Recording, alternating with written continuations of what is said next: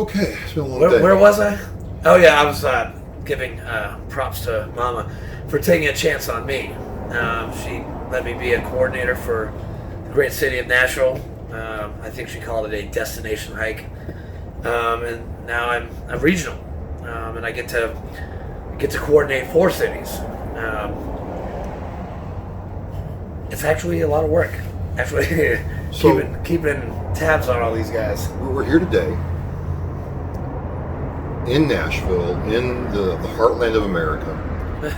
You had some problems. Yeah. And we were at Veteran Court. Let's kind of roll this back. Let's start here at Veteran Court. Veteran Court allowed you to kind of rebuild yourself. Yeah. And as your lovely wife said earlier, kept you Kept me busy. So what was that like? You had made some bad choices, you had done some things that you shouldn't have done, but hey, it is what it is. And you're given a chance to kind of own that and take advantage of the opportunity. What was that like, man, going through that? Because at least from my point of view, watching it, it wasn't like, hey, show up at the box and check and go home. You had to put in some work. No, it's 18 months, it's 5 phases. The first 4, you've got to do urinalysis like twice a week. You've got to write a journal. You've got to go see the judge. You've got to go to AA groups. You got to go to outside meetings. You got to go to meetings for support groups that they have. It's just like the first 1, 2, 3 phases. It's just like you're back in boot camp. And then 4 and 5, they start loosening up the choker. Like right now, like the choker's off. But like before, it's like you always have a presence of the treatment court there. Because in phase 5, they call you in for a urinalysis. They call you in if they need to see you. But like you're mandated in 1 through 4. Like you've got to call in at 7:30 every morning, and you've got to be to the Veterans Treatment Court in Murfreesboro in an hour. You've got to be there before 9 o'clock because then there's no more urinalysis after 9 o'clock. So you have to call in, and if your phase is called, you go right there, you pee, and then you carry on your day. Or you go to a meeting, or you do this, or you do community service, or whatever you're supposed to do. And one of the things that kind of interested me is there was a veteran there, won't say his name or anything, but he had not done what he was supposed to do. Yeah, I felt bad. But the judge didn't pull any punches, man. No, the judge was like, look, you're not following the process. It's our job to get you through this and make you understand. He missed a screen, and he's going to spend 24 hours in jail. 24 hours in jail? 24 just hours for in jail. missing a screen. Just missing one screen. I mean, we had one guy. I mean, the judge is really fair. He gave this one guy 12 chances, and then had to kick him out of the program because he wasn't getting it. But the judge is there to help. And right now, like I'm sitting in the cat seat right now, okay? Because if I need anything, I got a judge, and he can sign away anything, or he can get me a list and give me recommendations or this and that. It's a very good relationship that no, I don't know about now. You, man, but when I'm sitting there watching the judge interact with the other veterans and with you, this wasn't just like a job to him, like, oh God, I gotta be here and deal with all these delinquents or whatever. It looked like, man, that he had a real interest. Oh, he loves Veterans Treatment Court. He doesn't take notes. He reads all the journals of he's read all my journals. He's read all your journals. And he remembers everything about you. Because folks, Andrew was given a stack of paper like this thick of stuff he'd written.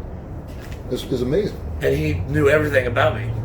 He's Army, so he was an officer. So those guys are the best. So you're going through that, and you've got family, you've got friends, you've got other people around you, and fellow Marines. Yeah, and Irreverent Warriors. Irreverent Warriors. They're. And Marines are Irreverent Warriors. If it wasn't for Vet Court, I wouldn't be with Irreverent Warriors. And Irreverent Warriors has changed my life. Tell me about that, because you're in Vet Court, and we talked about in the prior podcast where you were in the Irreverent Warriors, you were trying to get the Nashville hike going, but 7 months. We talked about that, where it really kind of re-energized who Andrew was. So kind of take me through that. It gave me purpose. It gave me desire and a drive to basically, and I'm going to say this, and Cindy's going to laugh, be all that I can be. And I'm a Marine, Dude. and I just said that. Bro. You have to do that? Yeah, I had to. I'm sorry, she's the president, okay? She's Army. I mean, you gotta plug that in somewhere. Okay, all right. I mean, she doesn't know anything about honor, courage, and commitment. Well, look, we were there today, folks. Because that's the Marine Corps thing. Honor, courage, commitment. Speaking of Marines, go back real quick. What was it like hearing your brothers sing the anthem? It was amazing. Hoorah, yeah? Oh my God. We had 7 Marines standing up when they played the hymn when I was putting my streamer on. It was awesome. It was amazing. I don't get, that song never gets old for me. Ever. Absolutely. So tell me about Irreverent Warriors, because now we have somebody kind of here but not really here, so I can't really anyway. But Irreverent Warriors is a huge part of what you're doing, and it's going nationwide. I can't believe every time I go to the Facebook pages, people are blowing this up and getting into this, and you're a part of this, man. What has that done for you, dude? It's changed my life. It's given me empathy. It's given me compassion. We bring veterans together using humor and camaraderie to promote mental health and prevent veteran suicide. It's a simple mission, and we carry it out every single day. I try to, at least. I try to do the mission every day. Call my people that I have to call. Do the check in the boxes. Make sure everybody's ready. Because I'm in charge. Well, I'm not. I'm the regional coordinator for Tennessee. Now, what's a regional coordinator do? That's a pretty big deal, man. It is. It makes sure I've got to keep my coordinators in the cities on task, and we have this amazing SOP that Cindy and Nate. That's Cindy. Cindy is the president of Irreverent Warriors. And Nate McDonald, now he's like the pretty dude on Facebook, right? He's a very pretty dude, yes. Like I'll never be mistaken for Nate, right? No, never. I mean, unless we put a bow tie like right here. No, you can't shave find off like. You can't find one that'll fit my neck, so. A little bit. So Cindy and Nate kind of head all over Reverend Warriors? Yeah, I mean, they are a big part of it. I mean, obviously, Cindy is the president, Nate is the COO, but we are a team, and we all, we're all good at something, and Cindy's really good at finding what we're all good at. Moms usually are. I know. Mama, she gives us orders and we execute, and that is determined if we're good or not. And she's a very good character for that. Well, Mama gave me an order earlier, so I'm trying to follow it. Anyway, what is up with the Irreverent Warriors for 2020? Because you did your hike, you've gone through this now, and it just seems like I remember. Mama, do you want to talk about this? You're going to get me in trouble, man. Sorry. I have to earn it. But as 2020 unfolds, man, you've got like tons of cities, people involved, and other support. For 2020, we have, and I'm just getting this in now. So wow, we have 55 hikes. 55 hikes. 4 in Tennessee, and it's beautiful. I mean. And I've only been, with the Reborn Warriors for probably about 2 years. I'm still kind of new. I'm still getting my feet wet. But they've been part I've of done your journey. 7 hikes in my 2 years. I've done 7 hikes. Savannah, Nebraska, and then we do have 2 hikes for 2021. So 2021 is already underway. We're thinking about it. And Hawaii will be the first one. No, it'll be on St. Patrick's Day. Wow, I mean, that's really hard duty, Andrew. Jeez, I gotta go to Hawaii and go home. I haven't even been to Hawaii. I've never been to Hawaii. I've never been to Hawaii. I cannot wait to go. Ever. I've been to Hawaii. But darn, you gotta go to Hawaii and hike. Well, I tried to get, they give you that wish list. Yeah. At school entry. Yeah. Like, hey, I want to go to Hawaii. And then I said Okinawa. And then I said Camp Lejeune. Wait, was my third choice. You want to go to Okinawa? Yeah. What? I want to go out there, and guess what I got? Camp Lejeune. So. Well, yeah, you never do that. You always tell them you don't want to. Yeah, well, hey, listen, I'm 26 years old, and I didn't know that. I should have. I just love this whole thing because let me bounce this idea off of you, man. What I'm seeing in the community, Andrew, is we've been focused on awareness. We're going to have a golf tournament to raise awareness for veteran suicide. Don't you think it's time to quit doing awareness stuff and do like action? Yes. What's good? Sorry, I'm just got distracted. All right, so what's on there? That's pretty good. We all in the best division first? What? We all can't be in the best division, which is 1st Marine Division. So this is what this guy is talking about. Andy Littlefield, the co-coordinator of Nashville, he's got jokes. So he's a funny guy. Make sure you talk to him on any hike. He's got the big freaking Mexican hat with the EGA right in the center. I was an air winger, folks, so it doesn't really apply to me. Yay. Cowboy hat, sorry. It looked like a sombrero to me. But if we're irreverent, we're taking action. We're irreverent, yeah, of course. We're taking it right.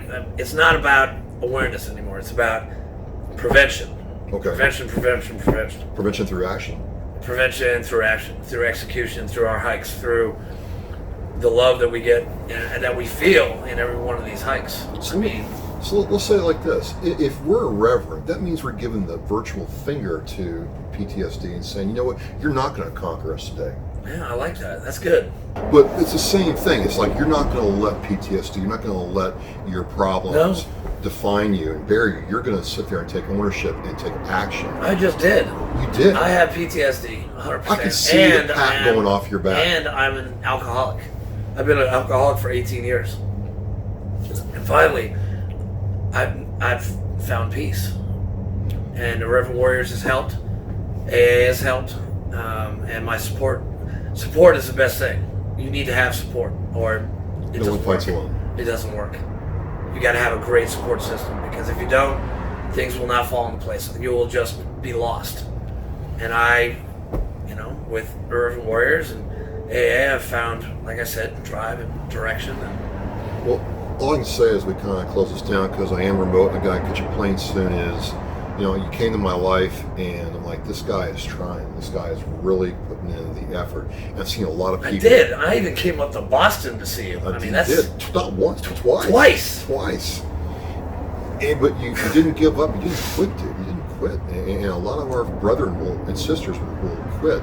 And there's help out there, dude. And you've kind of motivated me to really try to see what else I can do with Oscar Mike Radio. So what I'm trying to say is, this whole vet court thing has closed one chapter of your life, but like we talked about before, man, you've got the road is wide open to what you can do. Yeah, I was actually just told that this morning before court. I met with my counselor, and he's like, in 5 months, I can get to be a peer certified resource specialist for the state of Tennessee. And then after that, I can go to Cumberland Heights, I can go to Bradford, I can go here. All these places with inpatient, outpatient, and helping veterans with substance abuse and alcoholism. And that's what I want to do. And as I understand it, Irreverent Warriors is not, yes, we're irreverent, and yes, we're all about having a good time and fun, but now there's really a structure in place to quantify the good you all do and really show that, hey, this normal thing, well, to us in the military, is putting a pack on your back. It's not normal to my son who's going to the Marine Corps. That's a different story. But that thing can be a help in so many ways. You guys are growing as an organization too, so you're around people who care about you. You're around people that want to need your help and advice. It's a great environment. It's a great environment, man. And it's just, from my perspective, it's just a real honor to be here today and talk to you, dude. Hey, thanks for coming down from Boston to my graduation, man. No problem, Appreciate no problem. I am Travis, Oscar Mike Rio. This is Andrew, the main man. Farrah. Far. Come on, parents. Let's go. Far. Like far away. That's it. I've come far. I've come from far away. You see, Andrew Farr. There you go. See, it works. Marines. It works. Kind of like your other left. Marines English can't get it right. For Marines. I'm telling you. MCI, I think. So we're signing off. We're locked through lunch. Thank you very much. See you.